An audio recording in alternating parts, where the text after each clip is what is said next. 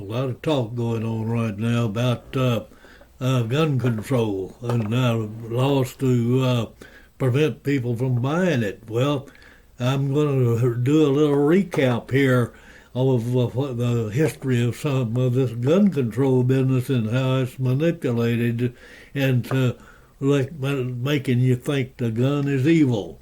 And this is thoughts while thinking, and these opinions are mine. Drug dealers and gang members and hold them accountable for their actions, or allow the good people in Chicago access to firearms to protect themselves? Good. All right. Well, let me, it's a multi-part question, so let me just say a couple things. First of all, the notion that I or Hillary or Democrats or whoever you want to choose are hell-bent on taking away folks' guns is just not true. And I don't care anything. It is suggested that we're trying to wipe away gun rights and impose tyranny and martial law.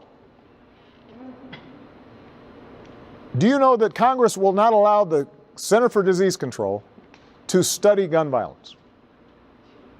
They're not allowed to study it because the notion is that by studying it the same way we do with traffic accidents, somehow that's going to lead to everybody's guns being confiscated. When we talked about background checks, if you buy a car, if you want to get a license, first of all, you got to get a license. You have to take a test. People have to know that you know how to drive. You don't have to do any of that with respect to buying a gun. And when we talked about doing effective background checks, it was resisted because the notion was we were going to take your guns away. I just came from a meeting today in the Situation Room in which I've got people who we know have been on ISIL websites, living here in the United States, U.S. citizens, and we're allowed to put them on the no-fly list when it comes to airlines. But because of the National Rifle Association, I cannot prohibit those people from buying a gun. This is somebody who is a known ISIL sympathizer, and if he wants to walk in to a gun store or a gun show right now and buy as many weapons as ammo as he can, nothing's prohibiting him from doing that, even though the FBI knows who that person is. So, sir, I just have to say respectfully that there is a way for us to have common sense gun laws. There is a way for us to make sure that lawful, responsible gun owners like yourself are able to use it for sporting, hunting, protecting yourself. But the only way we're going to do that is if we don't have a situation in which anything that is proposed is viewed as some tyrannical destruction of the Second Amendment. Deceptive promises.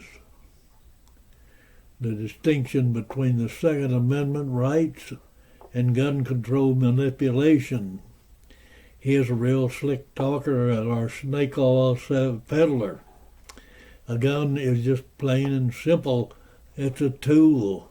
It doesn't carry any weight of good or evil. It's neutral. It's a passive. It's a job to fire a shot at the intended target. No more or no less. The truth is, evil doesn't reside in the firearm. It is born in the hearts and minds of the individual. Guns don't think, plot, or act on their own. They just do what they were built to do. Situation reportedly had 2 assault weapons and a pistol, 2 AK-47.